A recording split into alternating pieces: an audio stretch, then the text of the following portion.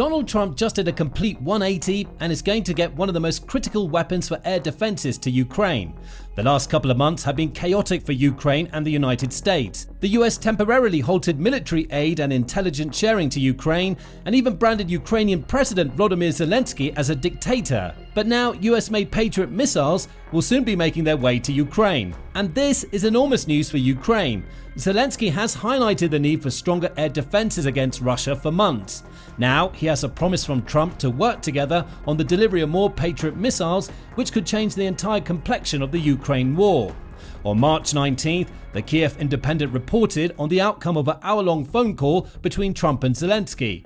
That conversation, which came in the wake of Trump's 2-hour discussions with Russian President Vladimir Putin, focused primarily on the then new ceasefire offer made by Russia's leader. However, Zelenskyy also made a request during the call. Ukraine needs more Patriot missiles. Will the US provide them? Remarkably, Trump said yes, to an extent.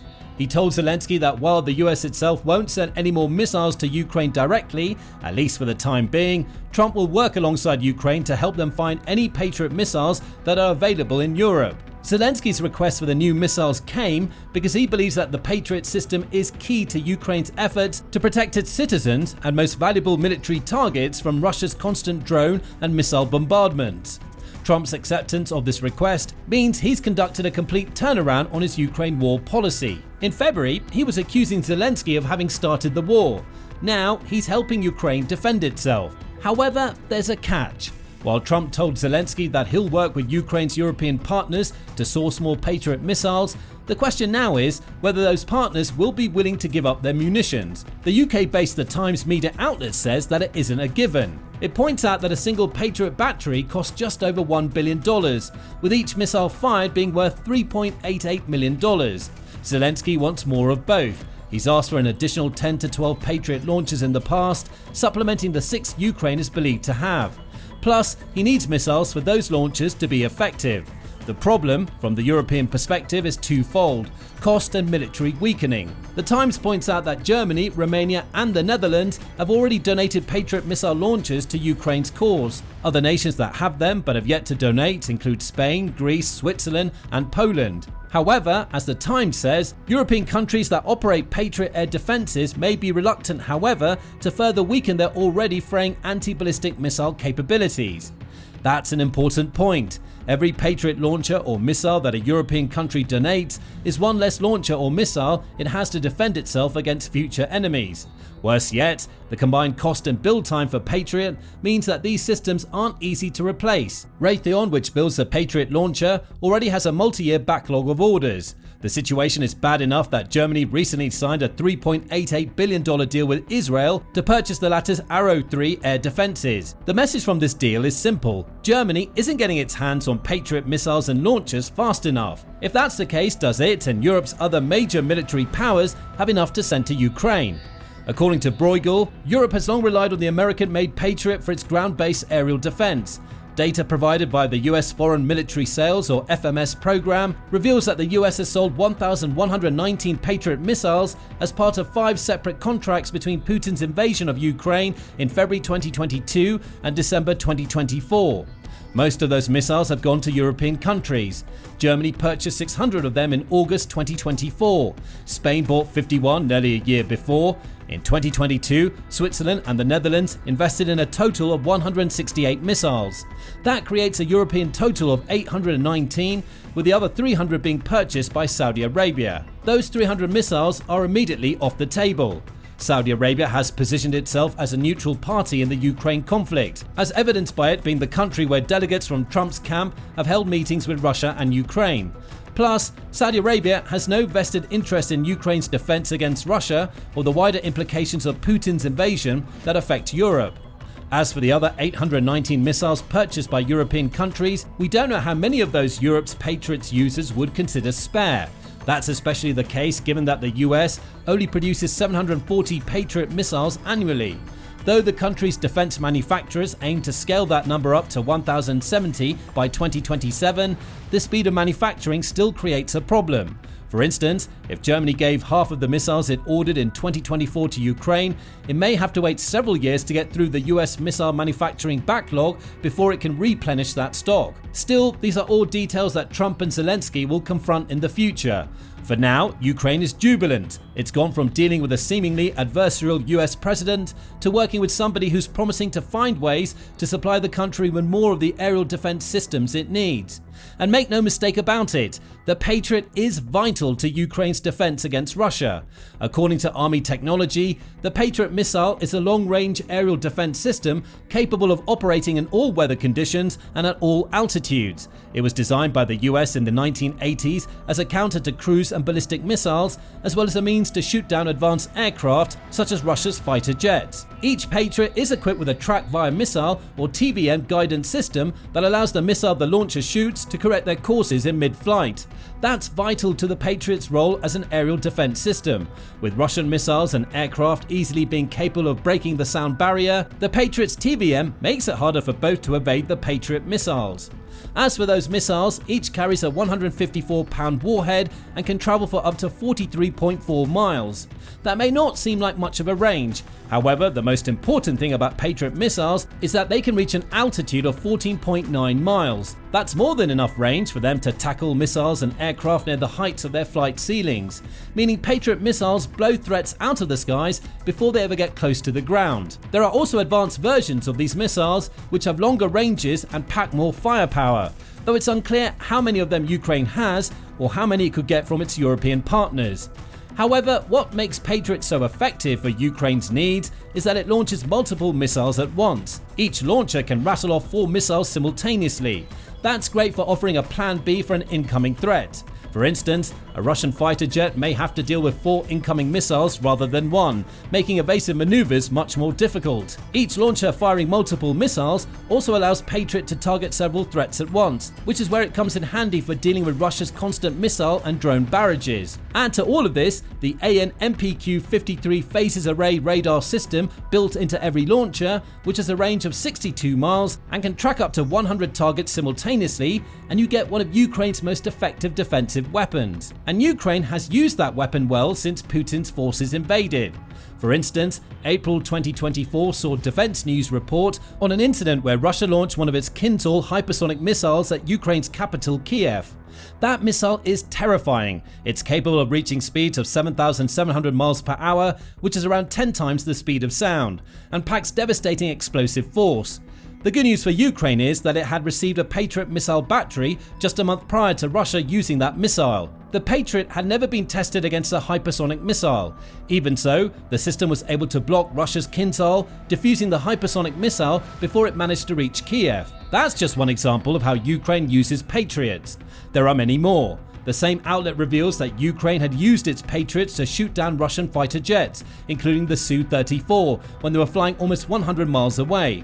It's also proven itself effective at dealing with the missile and drone barrages we mentioned earlier. As Ben Hodges, who's a retired 3-star general who commanded the US Army forces in Europe after Putin annexed Crimea, puts it, Patriot has proven to be a very reliable system. The Ukrainians learned very quickly how to operate it, and even more impressively, they learned very quickly how to employ it to great effect. Is it any wonder that Zelenskyy wants more of the missiles that allow Ukraine to leverage Patriot so well? His request for between 10 and 12 more Patriot systems hasn't come out of nowhere. Ukraine's president knows that Patriot has already proven vital to his country's defense. Having more of the systems and the missiles they fire will minimize the impact of Russia's aerial assaults on Ukraine's civilian and military positions. In doing so, they'll also relieve pressure on the ground, allowing Ukraine's army to focus on Russia's constant human wave assaults. That's why Trump's 180 is so important to Ukraine. However, we also can't ignore that Russia has seen some success against Ukraine's Patriots. As impressive as the aerial defense system may be, it's not invincible. Since at least July 2024, Russia has been trying to counter the Patriot threat. That's according to the Kiev Independent, which says that satellite images captured from the Ukrainians' Dovhintsev airbase showcase Russia's approach. Interestingly, Ukraine has Russia fooled on that occasion. The warplanes and Patriot launchers Putin believed his forces destroyed were actually mock-ups planted at the base. As Ukraine's Air Force commander, Mykola Leshchuk, said at the time, thanks to everyone who helps with quality mock-ups of aircraft and air defense systems, the enemy has few Iskanders and more mock-ups will arrive. That's how dangerous the Patriot is to Russia. Putin is so desperate to take them out of the fight that he's ordering his forces to waste munitions attacking fake versions of the air defense system. Ukraine is taking advantage. Unfortunately, other Russian strikes against Patriot systems seem to have been more effective. For instance, Russia claimed that it struck a Patriot system in October 2024. It said that it destroyed 2 Patriot launcher stations made in the US, along with a radar and control system those launchers need to fire their missiles. According to Bulgarian military, a further 4 Patriot launchers were struck during a precision strike carried out on December 15. Russia used a combination of its Iskander-M missiles, drones, and tactical aircraft to take out the launchers, claimed the country's defense ministry. How true these Russian claims are hasn't been determined. However, they serve as reminders to Zelenskyy that he needs more launchers and missiles to ensure that Russia can't degrade Ukraine's Patriot threat. Trump's 180-degree turnaround should at least help Ukraine to source more of the latter. So, after weeks of consternation between Trump and Zelenskyy, why has the US president chosen now to offer more Patriot support to Ukraine? After all, for much of February, it seemed like the relationship between the two had deteriorated to the point where it seemed unsalvageable. It had all started so well for the duo. The pair were certainly on good terms in July 2019, when Trump called Zelenskyy to congratulate Ukraine's then recently elected president on his victory. Trump even described that conversation as a perfect phone call. However, the years that followed saw Trump claim that he could end Putin's invasion of Ukraine in 24 hours. Zelenskyy's response was to invite the then US presidential candidate to Ukraine, where he would need 24 minutes to explain to President Trump that he can't manage this war in that time frame. Those sort of comments seemed to spark animosity between the pair.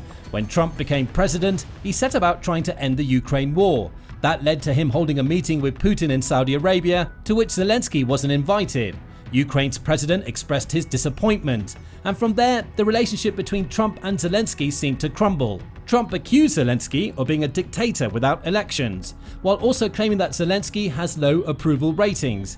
He even insinuated that Ukraine caused the war with Russia, suggesting that Zelenskyy had multiple opportunities to make a deal over 3 years that he didn't take. Then came the February 28 meeting at the White House. That explosive meeting saw Trump tell Zelenskyy that he was gambling with World War III, and what you're doing is very disrespectful to the country, this country, that's backed you far more than a lot of people say they should have. In the wake of that meeting, Trump suspended military aid to Ukraine, followed closely by doing the same for the sharing of US military intelligence. By the first week of March, America's president seemed to have set out his stall. He'd favor Russia over Ukraine in any peace talks. But Trump is nothing if not unpredictable. Mere weeks after that explosive White House bust-up, delegates from Trump and Zelenskyy's parties met in Saudi Arabia. This time, Putin wasn't invited. After a multi-hour meeting, the two sides emerged with a ceasefire agreement. All fighting would stop for 30 days, assuming Putin agreed to the terms. And regardless of what Putin said, the US would lift the suspension on military aid and intelligence sharing with Ukraine. Of course, Russia's president said no to the ceasefire.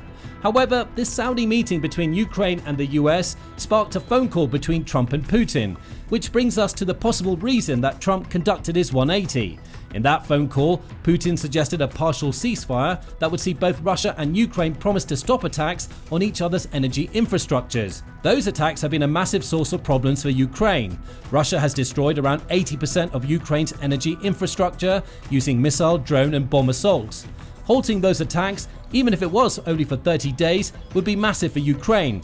It could also be seen as a step closer to the peace that Trump wants to create. Trump was happy with the outcome, but then Putin betrayed the US president. Despite the Kremlin's claims that Putin had ordered an immediate ceasefire on all energy infrastructure-related attacks in the wake of the call between Trump and Russia's leader, any ceasefire was over practically before it started. Around an hour after the call, air raid sirens were blaring in Sloviansk, which is part of the Donetsk region Russia has targeted throughout the war. Putin had launched an attack including missiles and 40 drones, some of which targeted an energy substation in Sloviansk. You see, Zelenskyy exclaimed following the attack, there is already an air alert, so this ceasefire is already not working. Ukraine responded with a drone assault on Russia's Engels air base, which destroyed an oil storage facility, and Trump's vaunted ceasefire was over. What does any of that have to do with Trump's promise to help Ukraine secure Patriot missiles? The answer is that Trump has just seen Putin for who he really is. If the US president previously believed he could trust Russia's leader to keep his word, there's no chance he feels the same way now. Putin betrayed Trump. He broke Trump's trust and destroyed the ceasefire America's president worked so hard to create. Perhaps we can boil Trump's Patriot promise down to the simple fact that he now wants revenge on Putin. Russia made Trump look like a fool, and he's not going to take it lying down, resulting in him offering Ukraine more support than he has at any other point during his second term as US president.